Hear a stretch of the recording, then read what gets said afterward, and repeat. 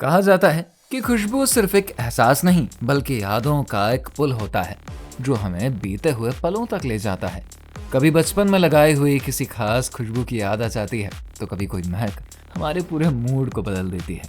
लेकिन क्या आपने कभी सोचा है कि जो इत्र और परफ्यूम आप लगाते हैं ये आखिर बनता कैसे है? इन्हें तैयार करने का प्रोसेस ना केवल साइंस का कमाल है बल्कि ये एक कला भी है। परफ्यूम और इत्र की दुनिया में दो मेन मेथड्स होते हैं, एक ट्रेडिशनल और दूसरा मॉडर्न। भारत में कन्नौज इस पारंपरिक इत्र निर्माण के लिए विश्व भर में प्रसिद्ध है। तो आइए इस सुगंधित यात्रा पर चलते हैं और समझते हैं कि यह पूरा प्रोसेस कैसे काम करता है।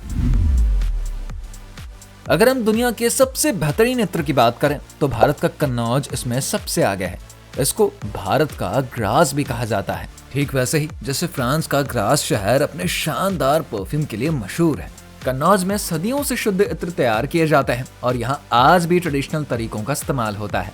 यही वजह है कि कन्नौज का इत्र अपने नेचुरल और प्योर स्मेल के लिए दुनिया भर में पॉपुलर है।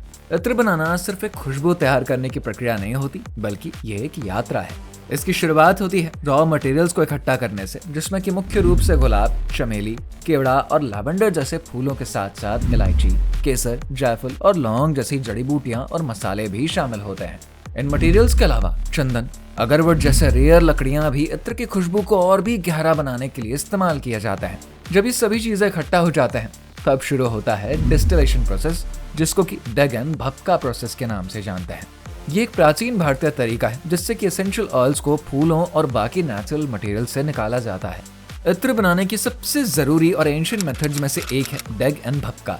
इस प्रोसेस में एक बहुत बड़ा तांबे या मिट्टी का बर्तन लिया जाता है जिसको कि डेग कहा जाता है। इस बर्तन में फूलों और एसेंशियल ऑयल्स को पानी के साथ मिलाया जाता है, जिसके बाद इस मिक्सचर को धीरे धीरे गर्म किया जाता है और उसमें से फ्रेग्रेंट स्टीम निकलने लगती है।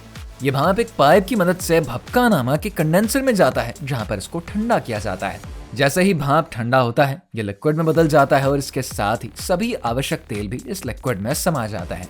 इस तरीके से इत्र का रूट एक्सट्रैक्ट तैयार हो जाता है। इसके बाद इस एक्सट्रैक्ट को चंदन के तेल में मिलाया जाता है जिससे कि इत्र को और भी अधिक डेप्थ और ड्यूरेबिलिटी मिलती है। चंदन का तेल एक नेचुरल फिक्सेटिव होता है जो कि इत्र की खुशबू को लंबे समय तक बनाए रखता है और इसे अधिक प्रभावी बनाता है। ये मिक्सचर कई हफ्तों या महीनों तक स्पेशल बर्तनों में रखा जाता है जिससे कि इसकी खुशबू और भी मैच्योर हो जाती है और इसकी क्वालिटी बढ़ जाती है। जब इत्र पूरी तरीके से तैयार हो जाता है तब इसकी प्योरिटी और क्वालिटी की जांच होती है। इसके बाद इसको सजावटी कांच या क्रिस्टल की बोतलों में भरते हैं जो कि इसे एक लग्जूरियस लुक देता है। इन बोतलों को बड़े ध्यान से सील करते हैं ताकि इत्र की सुगंध बरकरार रहे और बाहरी हवा से इस पर कोई भी असर ना हो। फिर इस इत्र को खूबसूरत और आकर्षक पैकेजिंग के साथ मार्केट में लॉन्च किया जाता है जहां पर ये कस्टमर्स तक पहुंचाई जाती है। इत्र की बिक्री ऑनलाइन स्टोर जैसे कि Amazon, फ्लिपकार्ट, मंत्रा और ट्रेडिशनल इत्र की दुकानों के माध्यम से किया जाता है। इसके अलावा ये कई देशों में एक्सपोर्ट भी होता है जहां पर भारतीय इत्र की बहुत अधिक मांग रहती है। जहां एक तरफ ट्रेडिशनल तरीके से इत्र बनाया जाता है वहीं परफ्यूम बनाने के लिए मॉडर्न तरीकों का इस्तेमाल होता है। परफ्यूम बनाना भी एक साइंस और आर्ट का अनोखा मेल है जो कि सिर्फ खुशबू तैयार करने का प्रोसेस नहीं बल्कि एक पूरी जर्नी होती है। इसकी शुरुआत सही इंग्रेडिएंट्स के सिलेक्शन से होती है जिसमें कि 3 मुख्य तत्व शामिल होते हैं, एसेंशियल ऑयल्स, अल्कोहल और फिक्सेटिव्स। एसेंशियल ऑयल्स जो कि परफ्यूम की असली खुशबू तय करते हैं और नेचुरल रिसोर्सेज जैसे कि फ्लावर्स, फ्रूट्स, हर्ब्स या सिंथेटिक केमिकल से लिया जाता है। परफ्यूम को हल्का और लॉन्ग लास्टिंग बनाने के लिए अल्कोहल मिलाते हैं जिससे कि फ्रेग्रेंस स्किन पर इवनली स्प्रेड होती है। वहीं खुशबू को लंबे समय तक बनाए रखने के लिए फिक्सेटिव्स का यूज किया जाता है जिनमें कि मस्क, एम्बरग्रिस और सिंथेटिक फिक्सेटिव्स शामिल होते हैं। इसके बाद एक्सट्रैक्शन की प्रक्रिया शुरू होती है जिसमें कि नेचुरल सोर्सेज से खुशबू निकाली जाती है। इस प्रक्रिया में स्टीम डिस्टिलेशन, सॉल्वेंट एक्सट्रैक्शन और कोल्ड प्रेसिंग जैसे तकनीकों का उपयोग होता है। स्टीम डिस्टिलेशन में फूलों या पौधों को भाप में गर्म करके उनका तेल निकाला जाता है। डेलिकेट फ्लावर्स के लिए सॉल्वेंट एक्सट्रैक्शन तकनीक का इस्तेमाल होता है जिसमें कि केमिकल्स की मदद से उनकी खुशबू प्राप्त करी जाती है। साइट्रस फ्रूट्स की खुशबू निकालने के लिए कोल्ड प्रेसिंग टेक्निक अपनाई जाती है जिसमें कि फलों को दबाकर उनके एसेंशियल ऑयल्स निकाले जाते हैं। जब खुशबू के सारे एलिमेंट्स मिल जाते हैं तब परफ्यूम कॉम्पोजिशन बनाई जाती है जो कि इसका सबसे क्रिएटिव प्रोसेस होता है। परफ्यूम को 3 लेयर्स में तैयार किया जाता है, टॉप नोट्स, मिडिल नोट्स और बेस नोट्स। टॉप नोट्स सबसे पहले महसूस होते हैं और ये हल्की होती हैं जैसे कि साइट्रस, लैवेंडर और मिंट। मिडिल नोट्स, जिन्हें की हार्ट नोट्स भी कहते हैं, परफ्यूम की मेन बॉडी होती है और थोड़ी देर बाद ये महसूस होती हैं। इनमें रोज, जैस्मिन और सिनेमन जैसी खुशबू होती है। बेस नोट्स सबसे आखिरी में महसूस होती है और परफ्यूम को लॉन्ग लास्टिंग बनाती है।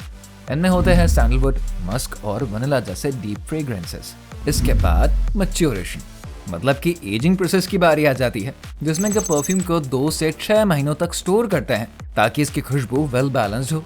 एजिंग के बाद अब आता है डाइल्यूशन और अल्कोहल मिक्सिंग की बारी, जिसमें कि परफ्यूम की स्ट्रेंथ को डिसाइड किया जाता है। अगर परफ्यूम में 20 से 30% का ऑयल होता है तो इसको परफ्यूम कहा जाता है, जो कि सबसे ज्यादा स्ट्रॉन्ग और लॉन्ग लास्टिंग होता है। यदि ऑयल की मात्रा 15 से 20% होती है तो इसे eau de parfum कहा जाता है, जो कि हल्का लेकिन फिर भी लॉन्ग लास्टिंग होता है। उसको eau de toilette कहते हैं। आखिरी स्टेप में परफ्यूम को रिफाइन, फिल्टर और बॉटल किया जाता है। इसको हाई क्वालिटी ग्लास बॉटल्स में भरकर अट्रैक्टिव पैकेजिंग दी जाती है, जिससे कि ये लग्जूरियस और अपीलिंग लगे। इसके बाद परफ्यूम को मार्केट में लॉन्च किया जाता है, जहां पर लोग इसकी खूबसूरत खुशबू का आनंद उठा सकते हैं। जब हम इत्र या परफ्यूम लगाते हैं तब ना सिर्फ हम खुद को तरोताजा महसूस करते हैं, बल्कि हमारे आसपास के लोग भी उस खुशबू से प्रभावित होते हैं। लेकिन इत्र और परफ्यूम के बीच फर्क क्या है? यह सवाल अक्सर मन में आता है। दोनों ही सुगंधित उत्पाद होते हैं, लेकिन इनकी बनावट, बनाने का प्रोसेस और इस्तेमाल के तरीके एक दूसरे से बिल्कुल ही अलग हैं।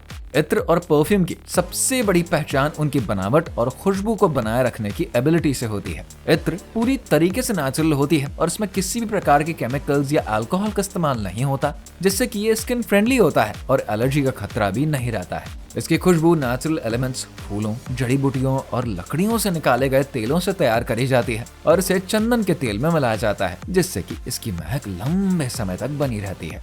वहीं परफ्यूम को एडवांस टेक्निक्स और सिंथेटिक कंपाउंड की मदद से तैयार करते हैं, जिसमें कि अल्कोहल का यूज किया जाता है, जो कि इसकी खुशबू तेजी से फैलाता है और हल्की महसूस होती है। बनाने के प्रोसेस की अगर हम बात करें तो इत्र को ट्रेडिशनल डग एंड भपका टेक्निक से तैयार करते हैं, जिसमें कि फूलों और अन्य खुशबूदार मटेरियल्स को गर्म करके उनका तेल निकाला जाता है और फिर इसको चंदन के तेल में मिलाया जाता है। इस प्रोसेस में नेचुरल एलिमेंट्स का इस्तेमाल होता है, जिससे कि इत्र की खुशबू गहरी और टिकाऊ होती है। दूसरी ओर परफ्यूम को मॉडर्न डिस्टिलेशन और केमिकल प्रोसेस से बनाया जाता है, जिसमें कि अलग अलग प्रकार की सुगंधों को मिलाकर एक परफेक्ट फ्रेग्रेंस तैयार किया जाता है। अगर खुशबू की टिकाऊ क्षमता की बात करें तो इत्र इस मामले में परफ्यूम से कहीं आगे होता है। इत्र की खुशबू 10 से 12 घंटे या उससे भी ज्यादा समय तक बनी रहती है, जबकि परफ्यूम की खुशबू उसकी कैटेगरी पर निर्भर करती है और आमतौर पर 4 से 10 घंटों तक टिकती ही है।